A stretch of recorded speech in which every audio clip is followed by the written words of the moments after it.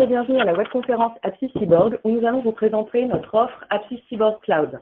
Nous allons passer une petite heure ensemble. Cette session va être animée par Jean-Bruno Front, responsable des services systèmes et réseaux, Hervé Billard, Product Manager, et Philippe Tavernier, directeur de l'activité Cloud.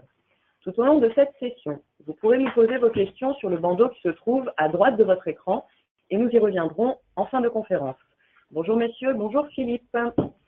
Bonjour, merci Charlotte, bonjour madame, monsieur, merci pour votre présence. Merci pour la curiosité et l'intérêt que vous nous témoignez. J'espère que nous répondrons à vos attentes à travers cette proposition et je vous propose de la décliner de la manière suivante. Décrire le cloud computing pour que nous soyons tous alignés sur ces concepts et ce qu'ils représentent aujourd'hui. Bien évidemment, le cœur de la présentation, c'est notre proposition de valeur Apsys Cyborg Cloud, sa description, les avantages qu'elle procure et son mode opératoire. Nous ferons un retour d'expérience sur les derniers cas d'usage et les dernières références. Et puis, bien évidemment, je l'espère, nous aurons un échange fructueux à travers vos remarques et vos questions. Ceci à la fin de cette présentation. En préambule, un regard rapide sur ce que vivent à des degrés divers toutes les entreprises en ce moment, puisque outre concevoir et délivrer des produits ou des services, trouver des clients, gérer les personnels et dégager de la trésorerie et des résultats, toutes sont confrontées aux différents sujets suivants. Les enjeux business se multiplient de manière exponentielle, le monde entier devient le marché, de nouveaux acteurs émergent tous les jours et très rapidement, et il faut servir tout cela de manière différenciée. Les usages également se multiplient, sont portés par les technologies. On parle de l'Internet des objets, demain c'est 13 milliards de données qui vont circuler un peu partout. On parle justement de l'utilisation de cette donnée avec le big data, qui d'ailleurs, elle aussi, ces données se multiplient et doublent au niveau de l'entreprise chaque année. Demain, ça sera la blockchain, que sais-je encore, donc on voit bien que tout ça s'accélère. Justement, à propos d'accélération, la vitesse est un facteur clé. Il faut aller de plus en plus vite pour être prêt sur le marché et prêt auprès des utilisateurs. D'ailleurs, même l'IT se transforme en adoptant des méthodes DevOps, des méthodes agiles, afin de répondre à tout cela plus rapidement. De surcroît, et s'il fallait encore d'autres choses, tout ce qui relève du légal et du réglementaire, lui aussi, se change de plus en plus rapidement. Récemment, ce sont les lois antifraude, c'est le prélèvement à la source, c'est les changements de fiscalité, c'est les sujets de dématérialisation, l'harmonisation internationale, sans parler de l'évolution du code de commerce ou du droit du travail. La contrepartie de cette ouverture au monde, c'est bien évidemment les aspects de sécurité qui deviennent de plus en plus prégnants. Vous avez tous peut-être entendu parler des soucis de British Airways, de Target aux États-Unis ou encore de Saint-Gobain chez nous. Bien évidemment, ceci n'est pas lié au cloud spécifiquement, puisque ce sont parfois des données qui étaient disponibles chez eux, mais tout ça est par ailleurs, je dirais, encadré aujourd'hui à travers la RGPD. Et puis enfin, on aurait peut-être dû commencer par ça, vos propres collaborateurs, ou en tout cas vos salariés, sont eux aussi en attente d'outils à la pointe de la technologie. Ils cherchent des choses qui leur simplifient leur quotidien et non pas l'inverse. Donc tout ceci, c'est ce qu'on appelle à des degrés divers la transfo digitale ou la transfo numérique. Et bien évidemment, nous y reviendrons, mais le cloud computing est un support absolument essentiel à ces éléments. Avant d'évoquer le sujet du cloud computing, et pour ceux qui ne nous connaissent pas, quelques mots sur Apsys Cyborg. Dans ce contexte de transformation numérique, Apsys Cyborg est l'acteur de confiance et de proximité qui vous accompagne sur ces différents éléments. Une expertise éprouvée au fil des années, donc Apsys Cyborg, c'est pas un nouvel entrant, nous savons ce qu'est le service, nous savons ce qu'est le service à l'entreprise. C'est une proximité avérée par une bonne connaissance de vos métiers et des outils que vous utilisez, mais c'est aussi une proximité physique à travers un maillage fort sur le territoire et nos 15 agences. C'est un volume de business et de clients qui crédibilise par ailleurs notre apport de valeur. Pour revenir à cette transformation, donc nous sommes en capacité d'intervenir isolément ou globalement, c'est ce qu'on appelle le design, build and run, sur vos environnements à travers 3 axes de savoir-faire, soit en amont par une offre de conseil qui vous aide à définir, à planifier ou replanifier et prioriser vos projets. On est donc en réflexion et plus en amont. Notre cœur de métier, l'offre absolument majeure qui est au centre de notre histoire, c'est celle d'intégrateur et de support des solutions métiers, et sans doute les meilleurs du marché, notamment à travers les éditeurs Sage et Microsoft. Et puis enfin, sujet de notre présentation, c'est tout ce qui touche aux infrastructures, aux substrats, si j'ose dire, à la tuyauterie, qui est nécessaire pour supporter ces usages et supporter cette transformation. Alors, ne connaissant pas le degré de connaissance et de maturité de chacun d'entre vous, On vous propose ici, et afin d'être tous alignés, de revenir sur les notions principales et sur les concepts de cloud computing. Pour reprendre le titre d'une ancienne émission de télévision, tout le monde en parle, et le cloud computing Quesaco. En fait, c'est une architecture qui est mise en œuvre il y a une petite dizaine d'années et qui a été rendue possible par la maturité d'Internet et par l'automatisation croissante des systèmes d'information et la virtualisation. C'est la possibilité de bénéficier, donc via Internet ou via un lien privé, de différents types de ressources, soit de ressources applicatives qui mettent à disposition des logiciels de gestion, des logiciels de jeu, des logiciels de trading. C'est ce qu'on appelle le software as a service ou le SaaS pour les initiés. On peut également avoir à disposition des outils de développement, cette fois c'est pour les informaticiens, donc des outils Docker, des langages divers et variés. On parle de plateforme as a service ou encore de PaaS. Et puis, spécifiquement sur les infrastructures, c'est la mise à disposition de ressources de calcul ou de stockage, et on parle à ce moment-là d'infrastructure as a service ou encore de IaaS. Ça peut être soit mutualisé, alors pour utiliser un autre mot public, c'est pas un gros mot, hein, c'est l'opérateur qui lui-même choisit d'affecter les différentes ressources en fonction de ses disponibilités, soit de logique privée ou dédiée. Et donc les moyens et les espaces sont cette fois spécifiquement alloués et figés à l'utilisateur. À la demande et depuis n'importe où, puisque l'apport de tout ça, c'est effectivement de permettre une grande connectivité de l'ensemble. Comme l'énergie électrique au XXe siècle, cette énergie numérique a vu l'émergence au XXIe d'acteurs qui se sont construits de normes centrales numériques, principalement aux États-Unis. Alors je viens ici maintenant à l'expression du marché, c'est-à-dire à tort ou à raison, ce ne sont pas nos propres éléments, mais en tout cas par objectivité, il fallait quand même qu'on les cite, puisqu'on les retrouvera ici ou là en fonction des acteurs. Sur les avantages factuels et évidents qui sont apportés, c'est les logiques d'élasticité et de capacité, c'est-à-dire la logique de monter et de descendre en fonction de vos besoins, ce qui amène l'agilité souhaitée en fonction de l'activité. La capacité, c'est quasi illimité, hein. C'est un peu comme un loueur de véhicules, c'est-à-dire soit vous avez vos véhicules en propre et il n'y en a qu'un, soit vous avez une possibilité d'accès à un parc qui vous permet de voyager sans frein. Mobilité, c'est natif puisque ça repose principalement sur Internet, et donc à partir de là, c'est quelque chose qui est offert à tout à chacun. OPEX, CAPEX, ce sont des notions financières cette fois. CAPEX, c'est capital expenditure, c'est-à-dire je dois moi-même investir et donc acheter en propre le plus souvent avec des logiques d'amortissement, de bons de commande, d'installation et d'avoir l'ensemble du dispositif. Bien d'OPEX, Operational Expenditure, cette fois je suis dans le compte de résultat, c'est un mode locatif qui permet effectivement cette fois d'être très en variabilité par rapport à l'activité. Et puis sécurité, c'est vrai que le cloud apporte, puisque ce sont des professionnels qui se doivent d'avoir un degré d'exigence encore plus élevé que n'importe qui, donc d'amener des solutions de sécurité bien plus importantes que ce que je peux avoir à la maison. Les risques perçus, encore une fois, donc cette fois, qui sont régulièrement évoqués.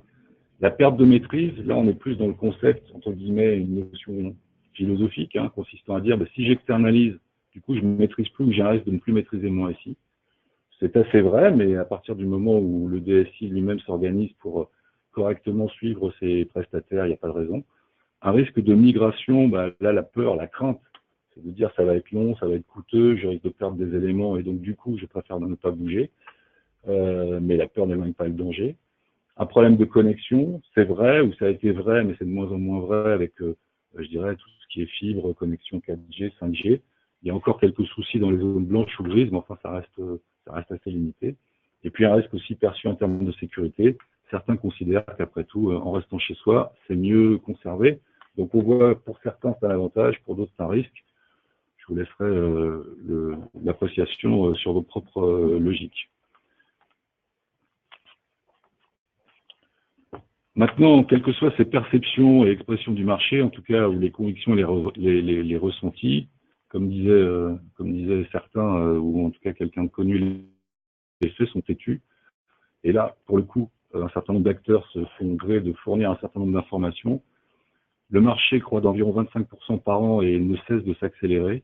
C'est Gartner, Forrester ou Pierre Audouin qui le confirment. Le marché fait aujourd'hui globalement, mondialement, même si c'est parfois difficile à quantifier, 150 milliards de dollars.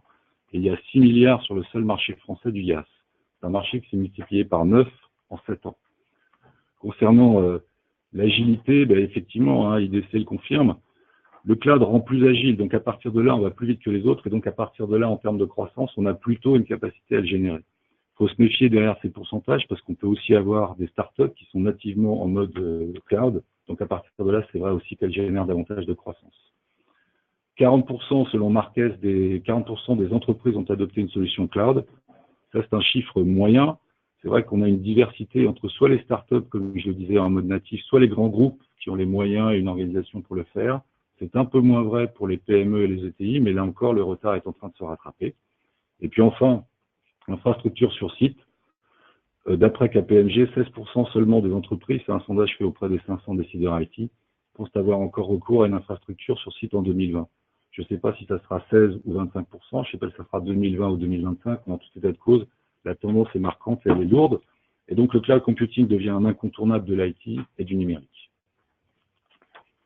Alors pour accompagner ce mouvement, maintenant qu'on a un peu défini ce qu'étaient les principaux éléments du cloud, eh bien, Apsys Cyborg se devait d'accompagner ses clients, et Apsys Cyborg, qui est présent depuis toujours, ou en tout cas depuis longtemps dans les systèmes et réseaux, a construit une solution qui ne consiste pas à bâtir un énième data center, mais plutôt à apporter de la valeur sur la sélection, l'agrégation, le dimensionnement et la construction d'une plateforme solution s'appuyant sur les meilleurs du marché. Il était inutile pour nous de recréer, de réinvestir sur des choses qui sont déjà matures et suffisamment prêtes. À partir de là, préorchestré et ainsi automatisé, nous pensons vous apporter le meilleur support approprié et donc à partir de là, vous accompagner dans cette transformation. On a choisi nous aussi les deux aspects possibles du cloud que j'évoquais tout à l'heure, soit une logique publique ou mutualisée à travers les solutions de Microsoft Azure, soit une solution privée qui s'appuie sur les infrastructures de VH. Que ça soit l'un ou l'autre, ça peut être également les deux, puisqu'Apsys Cyborg c'est également vous accompagner dans ce qu'on appelle l'hybridation, entre guillemets le meilleur des mondes, c'est-à-dire à la fois du public, à la fois du privé, à la fois du on-premise, mais nous vous apportons le pilotage et le monitoring approprié. Puisque c'est ça qui est important, au-delà des descriptions, c'est quelle est la valeur que nous pensons vous apporter.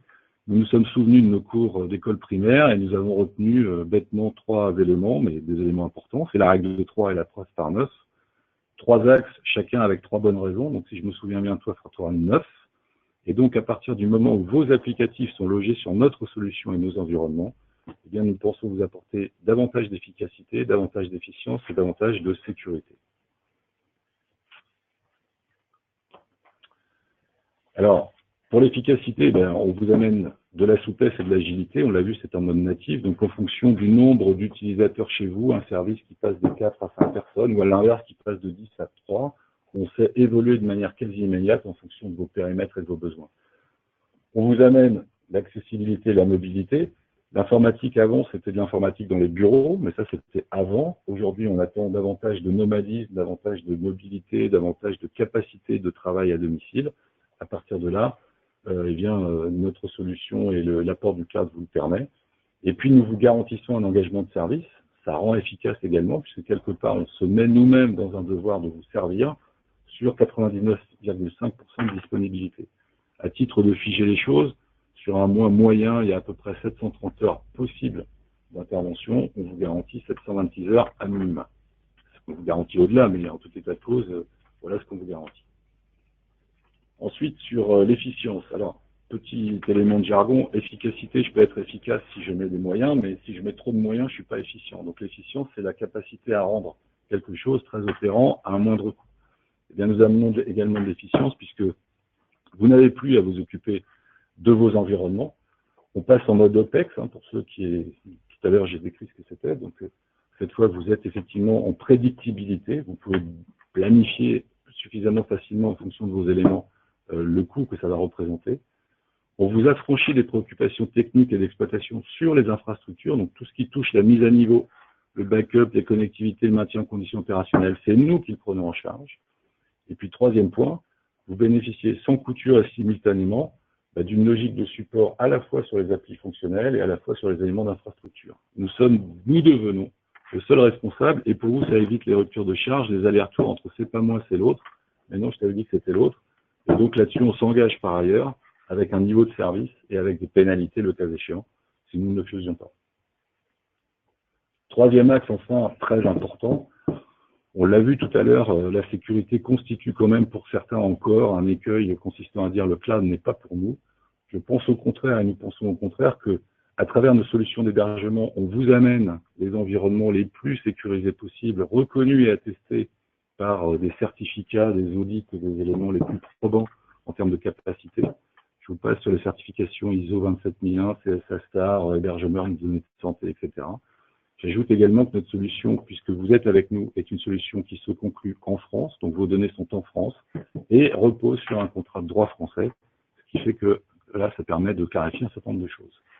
Par ailleurs, et sans que ça vous en enlève globalement la responsabilité, ça atténue également vos risques au regard de la réglementation RGPD, puisque justement, on traite pour vous, à nous de le démontrer régulièrement, mais en tout état de cause, les éléments de sûreté et de sécurité sur vos données clients, fournisseurs et personnels. Quand on dit personnel, c'est à la fois sur les connexions que nous avons avec vous, mais également sur vos données de personnel. Enfin, et dernier point important de sécurité, dans une relation business, puisque c'est bien le cas, hein, on peut parler de partenariat, mais on est bien dans une relation client-fournisseur, eh bien, il est important d'avoir un partenaire dans une relation équilibrée, pas dans une relation du fort au faible ou du puissant au moins puissant. Et là, depuis 30 ans, AppSys-Cyborg vous a démontré à la fois cette capacité de loyauté et de qualité à s'engager avec vous.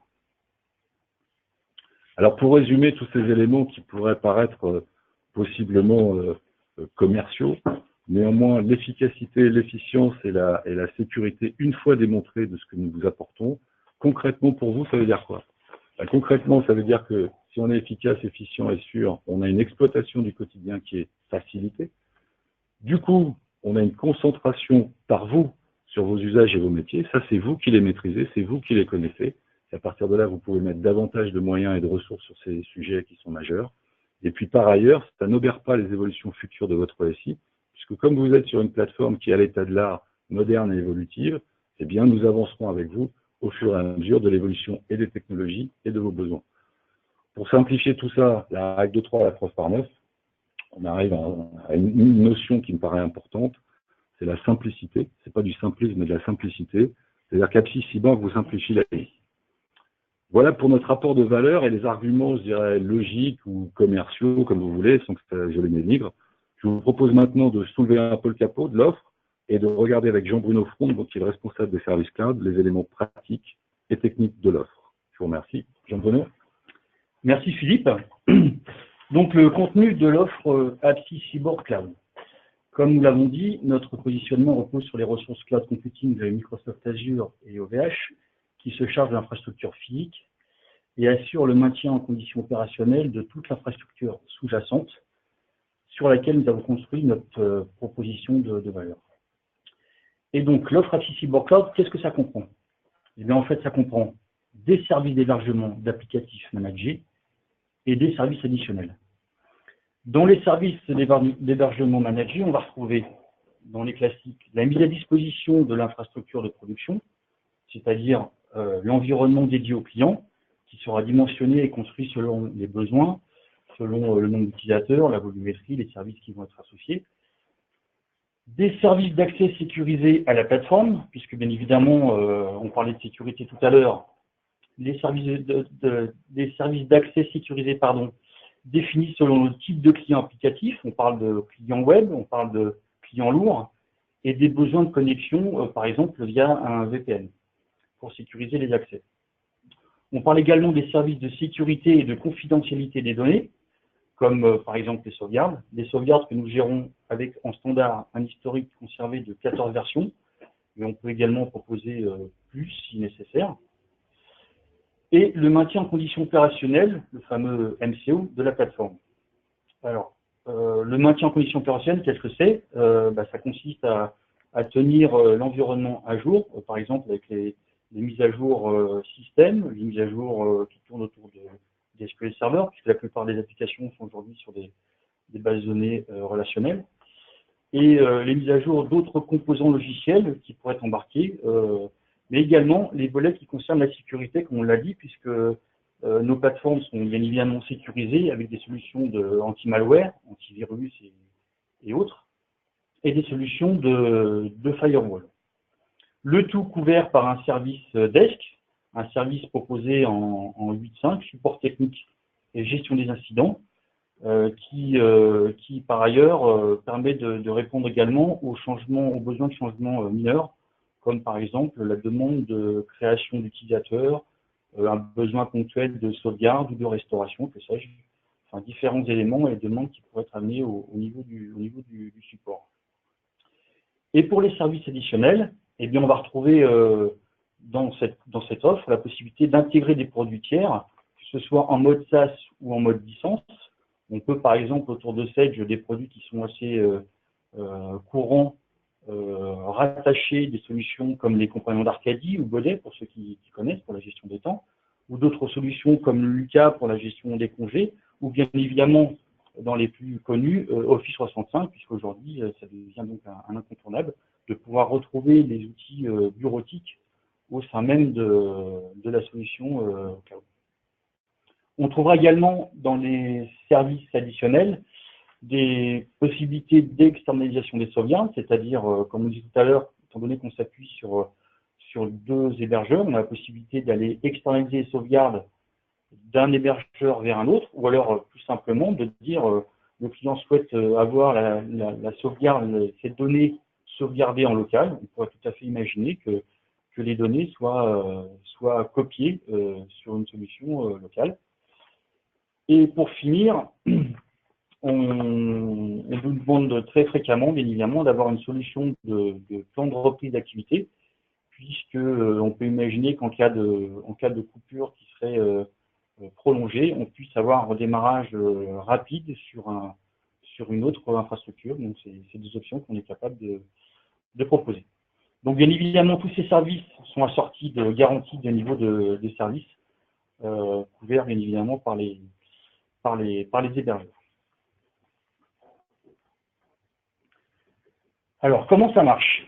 On va rentrer un petit peu, on soulève le capot. Avec le cloud Apsys Cyborg, vous accédez à vos applications, on l'a déjà dit, à tout moment, c'est le principe, de n'importe où, et à partir de n'importe quel périphérique. Puisque ce qu'il faut bien comprendre, c'est que dans ces solutions en mode cloud, on ne va rien installer côté poste de travail. Alors en image, ce qu'on peut voir, c'est que l'utilisateur va pouvoir se connecter au travers d'une simple connexion Internet, voire d'un lien privé, et accéder à un portail web d'authentification. Une authentification avec login et mot de passe, quelque chose d'assez standard. On pourra aller avec quelque chose des notions de double authentification forte, bien évidemment. Cette authentification par login et mot de passe donnera accès aux applications auxquelles l'utilisateur a droit. C'est-à-dire que typiquement, dans une même société, on peut imaginer qu'un utilisateur ait le droit d'accéder à la compta et un autre la compta et la paye, par exemple. Les utilisateurs sont créés dans un annuaire Active Directory, puisque bien évidemment, l'idée c'est de pouvoir centraliser la notion d'utilisateur de l'entreprise. Donc on va rattacher un annuaire à cette organisation, et on va avoir une unité d'organisation qui va être dédiée aux clients, c'est-à-dire que vous allez retrouver, comme vous devez l'avoir aujourd'hui, des groupes d'utilisateurs, des utilisateurs, et surtout ce qui va permettre, c'est d'appliquer une stratégie de changement de mot de passe, comme vous avez l'habitude de le voir aujourd'hui, c'est-à-dire une fréquence de changement de mot de passe, un mot de passe dur, que sais-je.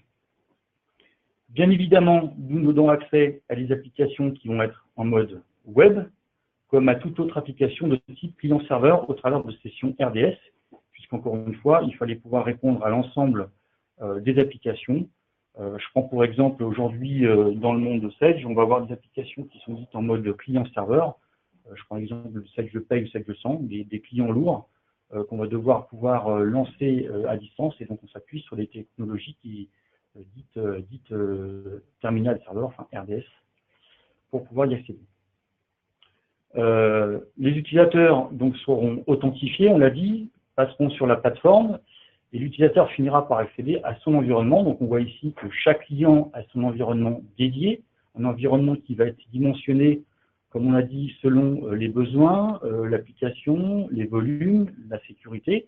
Et on peut avoir différents cas de figure qui vont aller de 1 à X serveurs dans un même environnement. Un environnement qui va être bien évidemment sécurisé par un firewall. L'ensemble des serveurs et des données sont sauvegardées. Donc on va avoir, comme expliqué tout à l'heure, des sauvegardes de l'image complète de la machine, mais également une possibilité d'avoir de la granularité au niveau des sauvegardes. Bien évidemment, donc selon les applications et les périphériques, nous pouvons aller jusqu'à la publication de l'icône sur le bureau de travail, c'est-à-dire, comme je dis tout à l'heure, aucune installation côté poste de travail. On va avoir une possibilité d'avoir un mécanisme qui va venir publier, c'est-à-dire installer l'icône de l'application directement sur le bureau de l'utilisateur, selon bien évidemment les applications, selon les périphériques et selon le poste de travail. Je reviens sur la partie sauvegarde et sécurité. On voit ici bien évidemment que les serveurs, donc on parle de serveurs virtuels, pourront être répliqués dans un autre data center. C'est le principe du plan de reprise d'activité, donc une copie de cet environnement, mais également de copier, d'aller externaliser les sauvegardes. Donc toutes les données pourront être répliquées également dans un autre data center. En cas de sinistre, ce qu'on évoquait tout à l'heure, on pourrait donner accès aux utilisateurs directement sur cet environnement de plan de reprise.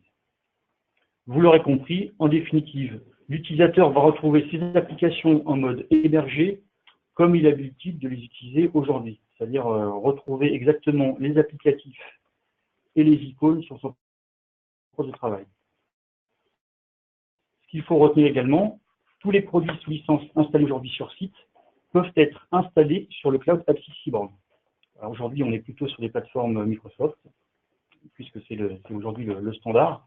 On pourrait imaginer, bien évidemment, d'avoir d'autres types de plateformes. Pour entrer dans le concret, comment se passe la bascule d'une de vos applications dans le cloud AppSys Cyborg? Alors, c'est très simplement. Je vais reprendre l'exemple du sujet, d'un des sujets d'actualité. Aujourd'hui, on est bien évidemment sur des campagnes de mise à jour paid pour le prélèvement à la source.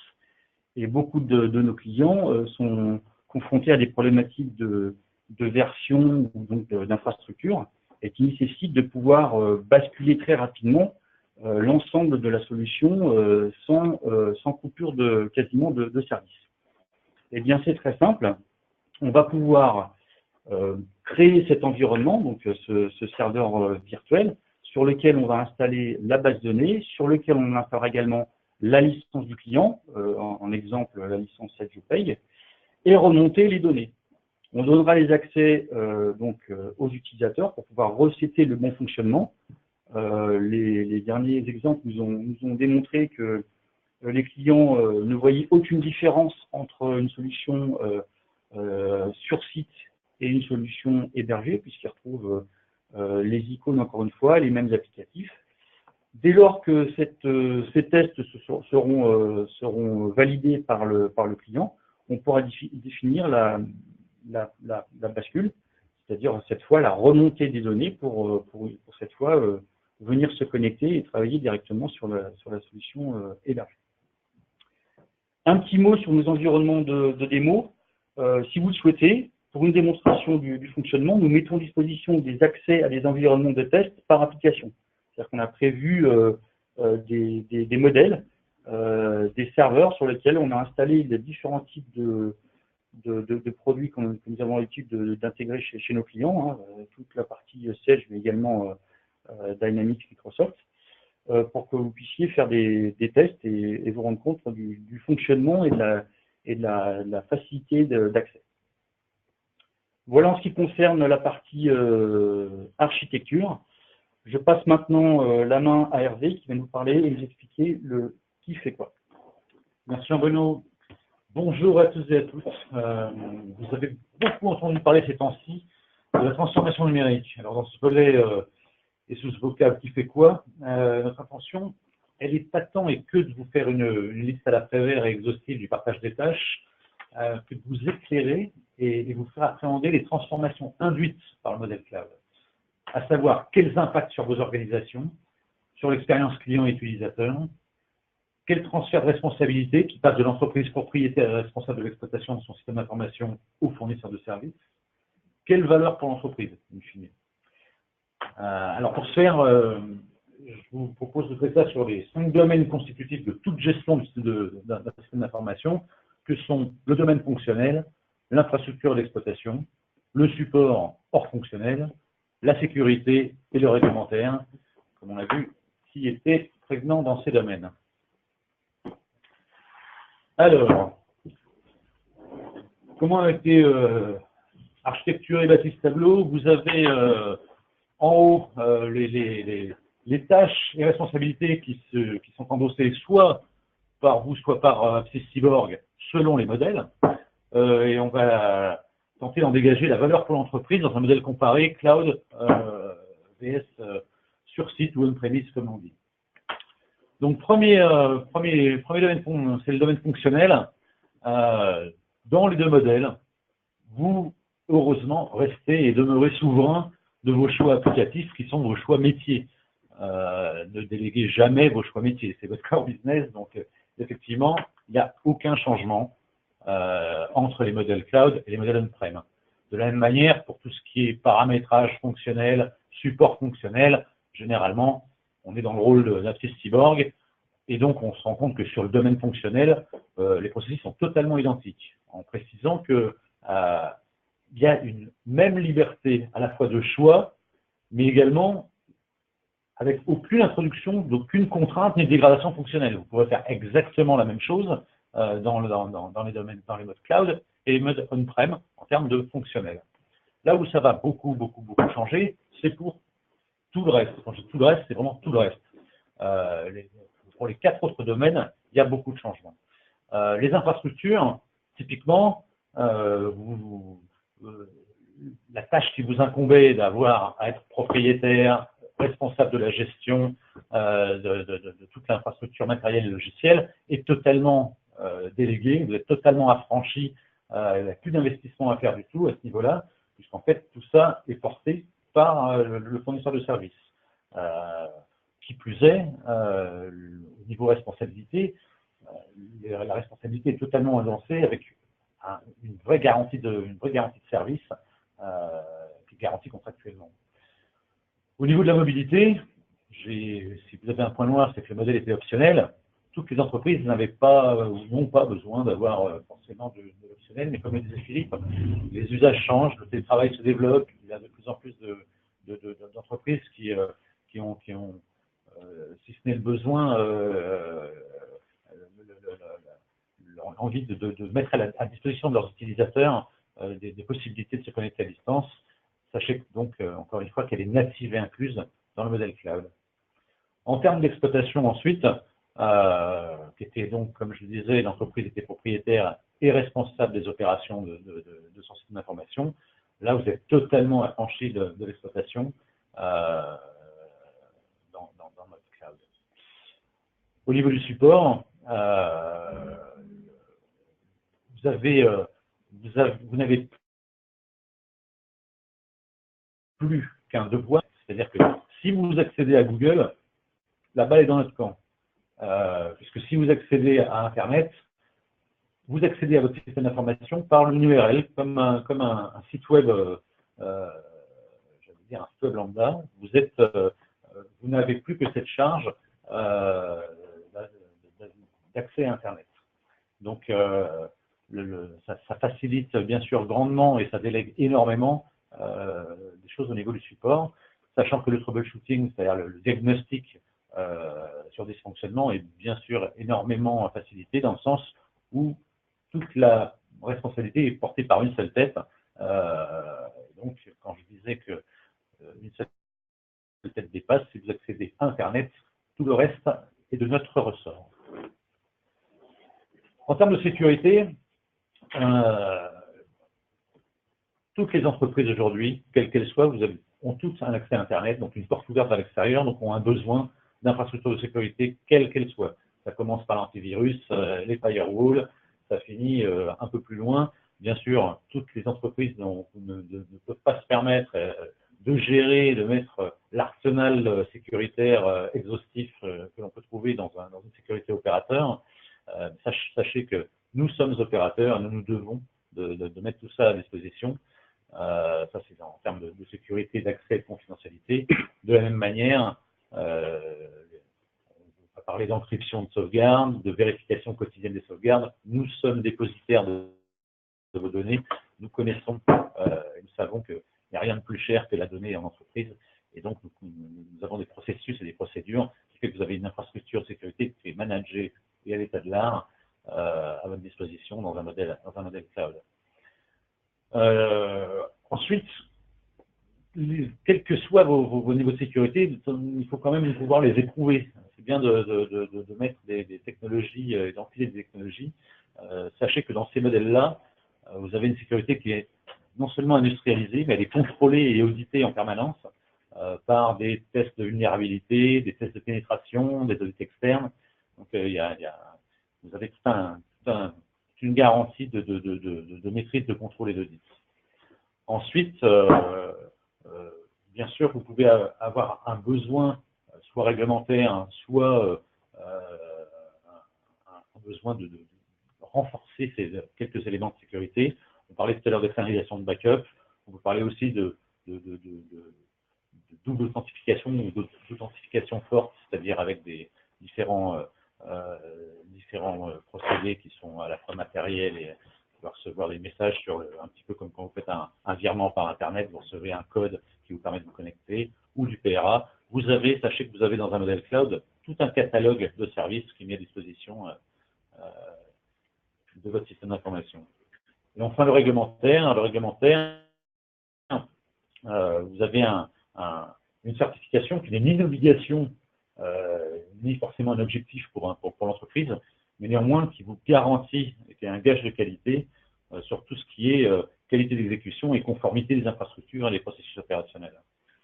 Enfin, la RGPD, qui là pour le coup est une obligation et un objectif pour toutes les entreprises, parce que je le rappelle, toutes les entreprises y sont soumises. Sachez que vous bénéficiez aussi des travaux de conformité RGPD d'Access Cyborg pour accélérer et simplifier votre propre conformité. Alors en conclusion, sur les trois questions posées, quels impacts sur vos organisations? Clairement, on voit sur les tableaux que vous affranchissez totalement de toute la partie exploitation, donc vous avez un focus métier et donc une capacité à vous concentrer sur vos usages fonctionnels. Ça, c'est le gros apport. Quel transfert de responsabilité, encore une fois, sur tout l'aspect exploitation, vous avez une délégation totale des responsabilités sur le fournisseur de services. Quelle valeur pour l'entreprise? Vous avez accès à des garanties, vous passez de la mise en œuvre de moyens à une garantie d'exploitation et une garantie de résultat, c'est vraiment non négligeable. Une souplesse et une simplicité qui vous est, comme vous l'avez vu, avec des coûts variables, et un accompagnement d'entreprise dans un modèle qui est un modèle un peu plus d'avenir, pérenne et durable, pour vous accompagner. J'espère que je vous ai apporté quelques éléments structurés et structurants pour vos réflexions. N'hésitez surtout pas à revenir vers nous pour toutes les questions lors de notre question-réponse. Je vous passe la parole à Philippe. Oui, merci Hervé pour toutes ces précisions. Pour terminer, et puis pour mettre un peu de réalité de société, nous avons ici listé, non pas de manière exhaustive, mais une liste et les logos des derniers clients qui nous ont choisis. Sans rentrer dans le détail de la vie de chacun, vous avez ici un peu tous les types de secteurs. Vous avez de la presse, vous avez de l'énergie, vous avez de l'immobilier, de la cosmétique. Vous avez des clients qui sont plutôt parisiens, d'autres qui sont plutôt régionaux. Vous avez des acteurs qui nous ont confié des applis de paye, Satchson, Satchmill, compta, gestion commerciale, NAV. Et donc, voilà ce que nous sommes en train de constituer au fil de nos expériences. Ce qui est intéressant, c'est quand même de lister les cas d'usage. Et donc, sans les nommer, j'ai listé les 4 dernières raisons pour lesquelles certains de ces clients nous avaient choisis.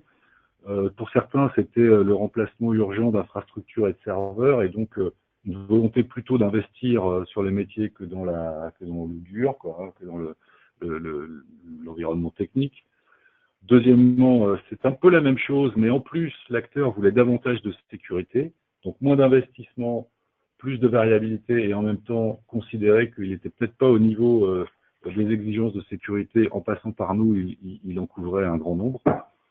Autre acteur également, plusieurs nous ayant dit Moi, c'est l'interlocuteur unique qui m'intéresse. J'étais déjà externalisé chez un hébergeur, mais en tout état de cause, j'avais toujours cette dichotomie et cette complexité avec plusieurs acteurs. Donc avec vous, au moins, vous connaissant, comme vous gérez le plus important qui est quand même le fonctionnel, vous avez aussi une capacité à gérer les couches d'infrastructure. Et puis un client qui mérite aussi, sans que je le cite, mais d'évoquer son propos. Je suis en très forte croissance, j'achète, à la fois j'ai de la croissance interne, mais également j'achète des entreprises. Et moi, ce qui m'intéresse, c'est justement de faciliter cette intégration par le métier et non pas par ce qu'il y a dans les coulisses. Donc le cloud me permet cette rapidité de mise en œuvre. Je veux le faire en m'appuyant sur vous. Et donc nous y allons. Voilà, il y a d'autres raisons bien évidemment, mais j'ai cité celle qui était le plus communément citée sur les derniers cas. Un client quand même que je veux citer parce qu'il est peut-être d'une notoriété plus importante que les autres, c'est UFC Que Choisir, dont vous connaissez sans doute les benchmarks fréquents qu'il opère sur un certain nombre de produits ou de services. Pour le coup, en ce qui concerne le cloud, très clairement, il nous a choisi puisque c'est une des dernières signatures et nous en sommes très heureux. Voilà, nous arrivons au terme un peu de la présentation formelle de notre offre AppSys Cyborg Cloud. Nous nous sommes permis une synthèse, ce qu'on appelle ce qu'il faut retenir ou ce qu'on aimerait que vous reteniez. Libre à vous, bien sûr, de l'apprécier différemment. En tout état de cause, clairement, le cloud computing, comme on l'a vu tout à l'heure, c'est une vraie réalité, c'est une tendance obligée. J'ai mis des guillemets parce que personne n'est jamais obligé à quoi que ce soit. Mais fondamentalement, la question n'est pas si on va aller vers le cloud, la question c'est quand et comment. Et à partir de là, nos solutions AppSys Cyborg Cloud, j'espère l'avoir expliqué et avec mes collègues également, vous propose une offre qui est simple et qui est claire. On a clairement dit ce qu'on faisait, ce qu'on ne faisait pas. Une mise en œuvre aisée. D'ailleurs, je vous encourage, comme le suscitait Jean-Bruno, à vérifier ça sur notre site de test. Et puis un engagement de service précis, clair, et sur lequel nous avons des droits et des devoirs que nous appliquons comme nous le faisons depuis toujours. Donc en conclusion, foncez, c'est le moment de venir avant qu'il y ait la queue.